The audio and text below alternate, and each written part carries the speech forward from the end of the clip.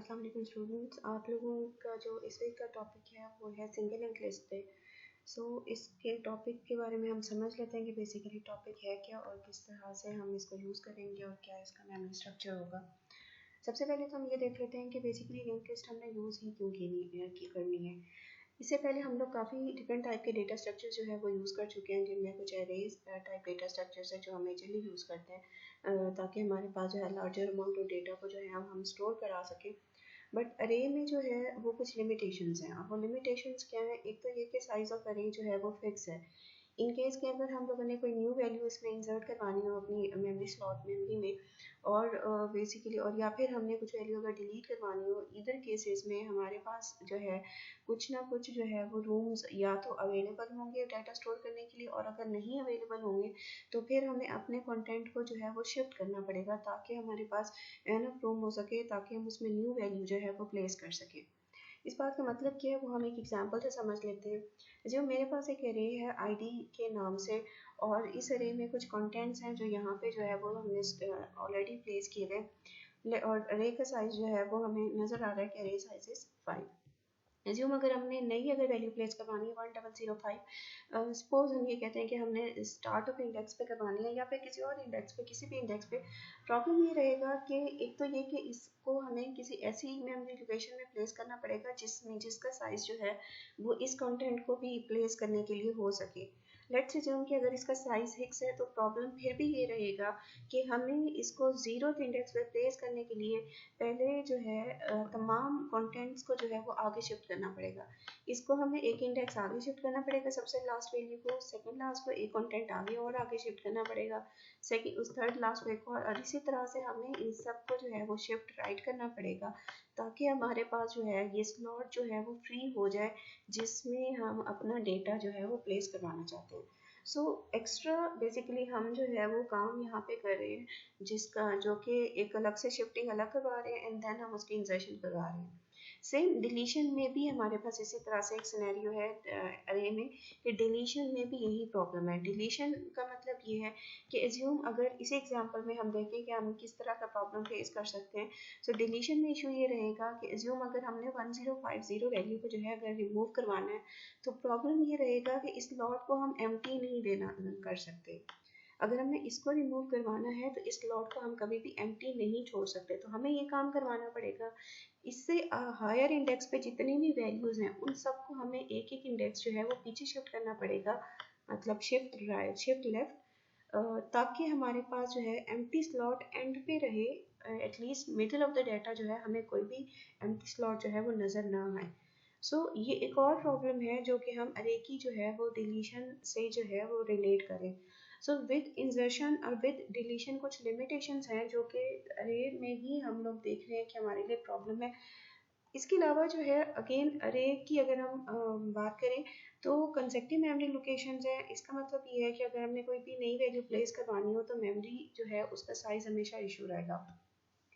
Link list की अगर हम एडवांटेजेस की बात करें, एक तो ये कि हमें यहाँ पे डायनामिक साइज ऑफ मेमोरी मिलेगा एंड सेकेंड हम जो है ईज ऑफ इंसर्शन के बारे में बात करेंगे। डायनामिक साइज का मतलब ये होगा कि अगर हम अरे की भी with the help of dynamic memory allocation करवाएं तब भी हमें किसी ना किसी जो है साइज पे हमें बाउंड रखना पड़ता है कि इतने साइज की डायनामिक मेमोरी हम क्रिएट करवा रहे हैं। इट मीन्स अगर हमने कोई और डाटा उसमें इंसर्ट करवाना हो फिर भी हमें डायनामिकली न्यू मेमोरी क्रिएट करनी पड़ती है। बट यहाँ पे ऐसा कोई जो है वो प्रॉब्लम नहीं रहेगा। सिंपली हमने ये काम करना होगा कि हमने जब भी इस तरह का काम कोई वैल्यू इंसर्ट करवानी है, सिंपली हम जितना चाहे उसे ग्रो करवा सकते हैं, जितना चाहे एक्सटेंड करवा सकते हैं, विदाउट ध्यान में रखते हुए कि हमें जो है मेमोरी का जो है कभी भी कोई इशू रहेगा। ये सारी जो बातें हैं ये हमें शायद एग्जाम्पल पे ही समझ आ सकें, तो हम उस पर देखेंगे दोबारा। नेक्स्ट इसका एडवांटेज हमें नज़र आ रहा है वो है ease of insertion and deletion. इसका मतलब ये है कि हम जब भी इसमें डेटा इंसर्ट करवाएंगे या डेटा डिलीट करवाएंगे, हमें किसी जो कंटेंट को शिफ्ट लेफ्ट या शिफ्ट राइट करवाने की ज़रूरत नहीं पड़ेगी। हमें सिर्फ ये काम करना पड़ेगा कि सिर्फ देखना होगा जिस पोजीशन पे हम वैल्यू इंसर्ट करवाने चाह रहे हो, डिलीट करवाने चाह रहे हैं, वहाँ पे सिर्फ हमें रेफरेंसेस इंटरचेंज करने हैं। रेस्ट हमारा जितना भी काम है वो आसानी से हो जाएगा। लिंक लिस्ट को इंट्रोड्यूस कर लेते हैं कि बेसिकली लिंक लिस्ट है क्या। लिंक लिस्ट हमारे पास बेसिकली कॉम्बिनेशन ऑफ नोड्स है, लेकिन नोड्स हमारे पास जो है वो रेंडमली स्टोर्ड होते हैं स्कैटर्ड मेमोरी है। सो बेसिकली स्कैटर्ड मेमोरी का मतलब ये होगा कि अज्यूम अगर हम किसी अरे की अगर डिक्लेरेशन की बात करें, अगर मैं यहाँ पे ये लिखूँ इंट कोई भी एक अरे लेट्स अज्यूम ए है ऑफ साइज 4, हमें ये पता है कि अगर इंटीजर 4 बाइट लेता है तो इसका मतलब ये है कि 16 कंसेक्टिव बाइट्स मेमोरी स्लॉट्स के जो है वो अरे रिजर्व कर लेगा। सो ये जो मेमोरी चंक हमारे पास रिजर्व होंगे ये बेसिकली 16 बाइट्स के हमारे पास रिजर्व होंगे। सो अरे में प्रॉब्लम ये है कि जितनी भी हमारे पास एलोकेशन होती है वो सारी कंसेक्टिव चंक्स हैं, बट ये हमारे पास जो है लिंक लिस्ट के जो भी नोड्स होंगे ये बेसिकली क्या होंगे, डिफरेंट मेमोरी लोकेशन पे पड़े होंगे। सो स्कैटर्ड मेमोरी है। सिंपली हमने इन सबको आपस में जो है किस तरह से ज्वाइन करना है, हमने ज्वाइन करना है with the help of references जो हैं, हमने इनको आपस में ज्वाइन करना होगा। नोड्स की अगर हम डेफिनेशन की बात करें, एक नोड को हम डिफाइन कर सकेंगे कि नोड्स में हमेशा दो फील्ड्स जो हैं वो हम क्रिएट करेंगे या दो फील्ड्स होंगे। एक हमारे पास डेटा पार्ट होगा जो कि बेसिकली किसी भी डेटा को स्टोर करने के लिए डिफाइन किया गया होगा, इधर इंटीजर डाटा, कैरेक्टर डाटा या floating data, whatever data type is. Next हमारे पास जो है वो नेक्स्ट नोड होगा जो कि किसी नेक्स्ट नोड का जो है वो रेफरेंस हमारे पास स्टोर कर होगा। सो हम ये कह रहे हैं कि स्कैटर्ड मेमोरी है। इसका मतलब ये है कि अगर मेमोरी की किसी एड्रेस पे अगर एक नोड बना है और एक और नोड किसी और एड्रेस पे बना है तो इन दोनों को ज्वाइन करने के लिए हमें इन दोनों को रेफरेंसेस जो है इन दोनों के डिफाइन करने पड़ेंगे। सो इसी तरह से जितने भी नोड्स जो हैं, जितने डिफरेंट मेमोरी स्लॉट्स में डिफाइन होंगे, सिंपली हमने ये काम करना होगा कि हमने उन सबको आपस में रेफरेंसेस से जो है इंटरचेंज करवाना होगा। तो यूज़र को जो है वो कतई ये पता नहीं चलेगा कि बेसिकली वैल्यू मेमोरी जो यूज़ हो रही है वो एक स्कैटर्ड मेमोरी यूज़ हो रही है, उसके लिए जो है वो एक चंक का बिहेवियर होगा। अच्छा, सबसे लास्ट वाला जो नोड होगा उसके नेक्स्ट पॉइंटर में सिंपली हम नल प्लेस कराएंगे, क्योंकि उसके फर्दर जो है एटलीस्ट उस टाइम तक हमारे पास कोई भी नोड हम लोगों ने प्लेस नहीं किया होगा। सो ये हमारे पास जो है एक मेमोरी स्ट्रक्चर है जो कि सिंगल लिंक लिस्ट का मेमोरी स्ट्रक्चर है। इनिशियली एक है बेसिकली हेडर पॉइंटर होगा जिसमें हमारे पास हमारी लिस्ट का जो है वो स्टार्ट जो इंडेक्स है वो सेव होगा।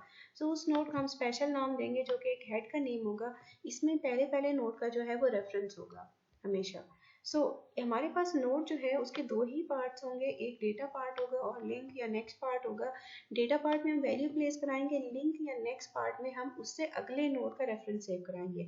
सो लेट्स से जो इससे अगला जो रेफरेंस है वो किसी मेमोरी लोकेशन 0x10 पे है। इसका मतलब है इसमें जो मेमोरी लोकेशन या मेमोरी एड्रेस पड़ा होगा वो 0x10 ही पड़ा होगा। इसी तरह से अगर हम ये कहें कि इससे प्रीवियस जो है उसका मेमोरी लोकेशन 0x जो है वो 200 है, सो इसका मतलब ये है कि यही पहले नोड का रेफरेंस किस में स्टोर होगा, हेड में। सो इसमें भी 0x200 ही मौजूद होगा। इसी तरह से अगर हम इस नोड के बारे में बात करें, end of the list node के बारे में बात करें, अगर इसका हमारे पास मेमोरी एड्रेस जो है लेट्स अज्यूम 0x3 है, इसका मतलब ये है कि इसका रेफरेंस इसके प्रीवियस नोड के नेक्स्ट पार्ट में पड़ा होगा।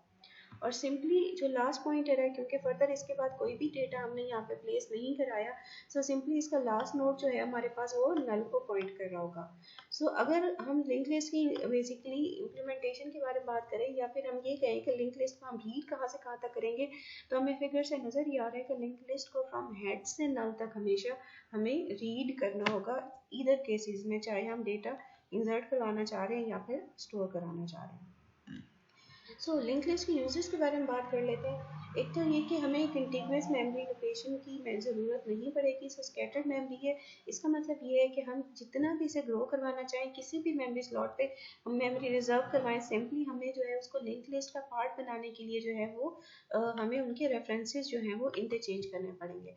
सो इसका मतलब सिंपली हमारे पास ये है कि हम लोग जो है यूटिलाइजेशन ऑफ स्पेस को बेसिकली ऑप्टिमल बेसिकली बिहेवियर जो है उसका शो करवा रहे हैं। अच्छा, लिस्ट का मेमोरी का साइज जो है वो हमें एडवांस में डिक्लेयर कराने की ज़रूरत नहीं होगी। सो सिंपली हमने अपनी मेमोरी को जितना ग्रो करवाना होगा, हमारा सिंपल काम ये होगा कि हमने एक नोड का स्ट्रक्चर नोड डिफाइन करना है और उसको लिस्ट का पार्ट बना देना है। सो इनिशियली हमें जो है मेमोरी साइज डिफाइन करने की कोई ज़रूरत नहीं है। यूज़र जितना चाहे डेटा इंसर्ट करवा सकता है, यूज़र जितना चाहे जो है वो डेटा रिमूव करवा सकता है। अच्छा, secondly empty node can not be present in a list. So हम लोग किसी भी लिस्ट में एम्प्टी नोड जो है वो नहीं रखेंगे। अगर हमारे पास नोड जो होगा सबसे लास्ट वाला होगा वो सिंपली नल को पॉइंट करेगा। कोई भी एम्प्टी नोड जो है हमारी लिस्ट का पार्ट नहीं बनेंगे, सारे जो है वो यूजफुल डेटा ही उसमें स्टोर होगा। एंड सेकेंड लास्टली हम जो है डिफरेंट टाइप्स की जो है वो ऑब्जेक्ट्स जो है वो अपने सिंगल लिंक लिस्ट में क्रिएट कर सकते हैं कि जो भी डेटा टाइप और लिंक लिस्ट जो है उसको बेसिकली यूज कर सकता है।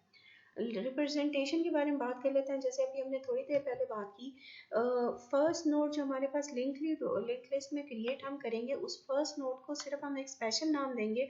उसमें इनिशियली हम कोई भी डेटा स्टोर नहीं करवाएंगे और उस नोड का नाम होगा हेड। इसको हम सिंपली रीड करने के लिए हमारे लिस्ट की स्टार्टिंग पोजीशन के तौर पे यूज़ करेंगे। इसमें कोई भी डेटा, किसी किस्म का डेटा हम स्टोर नहीं कराएंगे। इनिशियली हम ये कहेंगे कि हमारा लिस्ट जो है वो लिंक लिस्ट जो है एम्प्टी है। उसके लिए हमें ये काम करना पड़ेगा कि हमारी हेड की वैल्यू को इनिशियल हमें क्या सेट करना पड़ेगा, नल। रेस्ट हम जितने भी नोड्स क्रिएट करेंगे वो सारे नोड्स हमारे पास दो ही उनके पार्ट्स होंगे, एक डेटा पार्ट होगा और एक नेक्स्ट पार्ट होगा। Data part integer, character, float या डबल कुछ भी हो सकता है।